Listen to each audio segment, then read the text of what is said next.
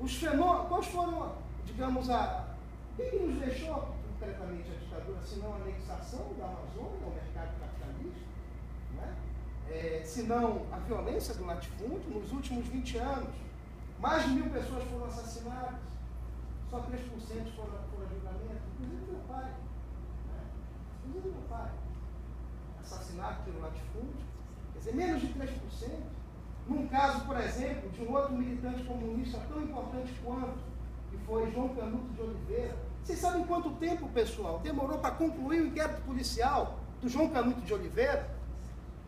Camponês, liderança camponesa, de Rio Maria.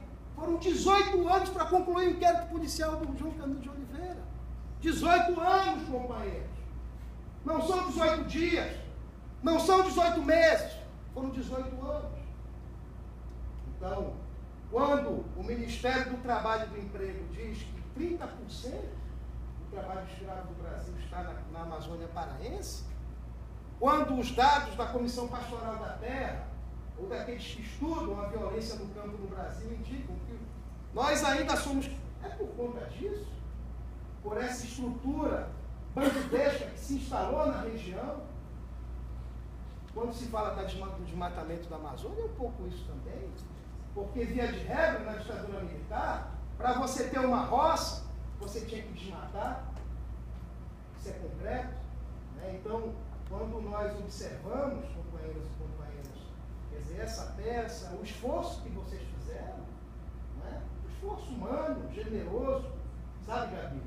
Né? A tua empolgação, a tua animação, como autora desse projeto, e conseguiu ganhar, quer dizer, muitos corações e muitas mentes para que ele de fato pudesse acontecer, essa vibração extraordinária, né? A capacidade de se relacionar com as pessoas daquela região, do Brasil profundo. Não estamos falando do Brasil da Zona Sul Carioca, não estamos falando do Brasil de São Paulo, da Avenida Palma, não, estamos falando da Amazônia, dos sertões, né?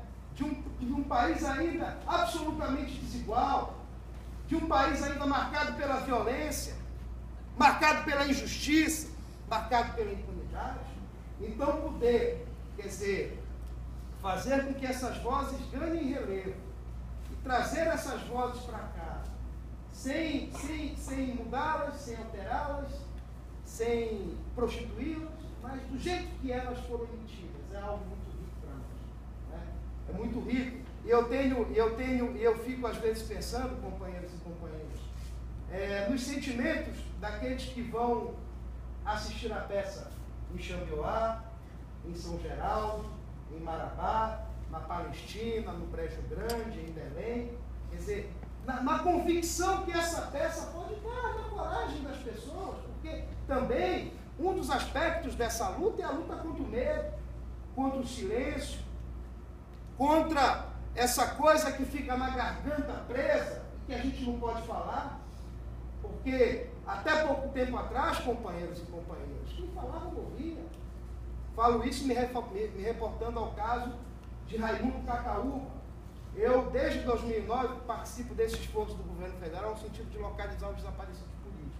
Em 2011, que foi um ano de viragem para esse trabalho, e a partir disso nós conseguimos localizar 21 despojos humanos, um deles, um dos mais fiéis mateiros ligados ao Curió, começou a falar Raimundo Cacaúba, em maio de 2011, né? Começou a falar. Companheiros e companheiras, em junho, final de junho, ele é assassinado. E ele é assassinado depois que o Curió esteve na Serra Pelada. O Curió esteve lá, né? Para dizer para os seus, né, que ainda lhes são fiéis, e não podem falar, né?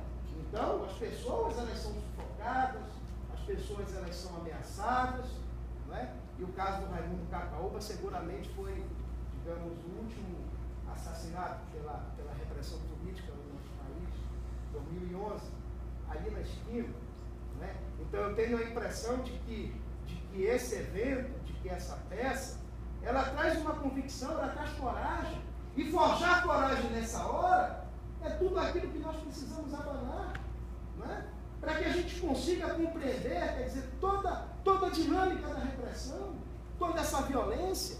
Acho que é importante falar dos camponeses, importante falar dos mateiros, mas registro também aqui que é uma grata surpresa a questão do soldado morto. Não é?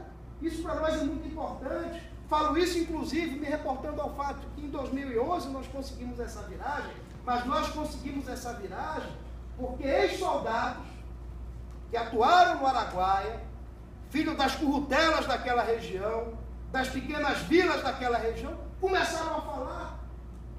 E qual vai ser a nossa atitude diante desse homem que fala? Uma atitude de preconceito? Vão tratá-lo como se tratasse o Curió, ou o Lício, ou o Viana Muck, ou daqueles lobos febrencos, generais estreludos, não é? Que tinham, digamos, os olhos de corrupião zangado com relação ao povo, à luta do povo, às liberdades, à atuação da guerrilha do Araguaia, a militância dos comunistas naquela região.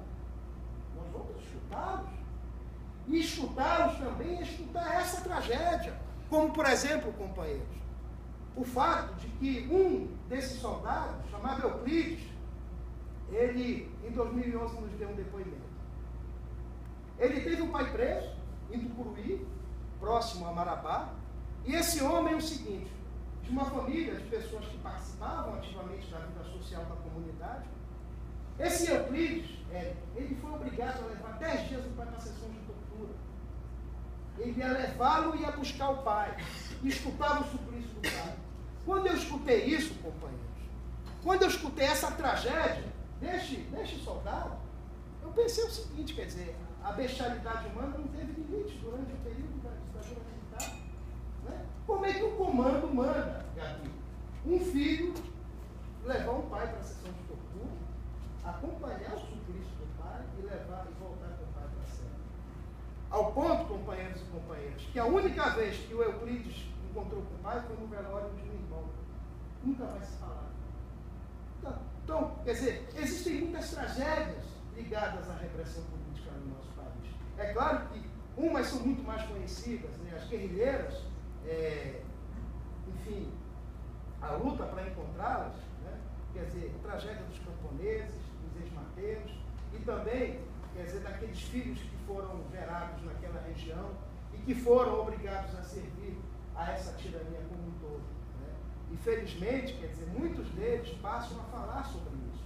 Não é? Então, essa peça, ela ajuda com que as pessoas possam falar o que aconteceu de fato. Não é? Porque ainda, quer dizer, existe um passivo muito grande de coisas que nós precisamos resolver. Onde é que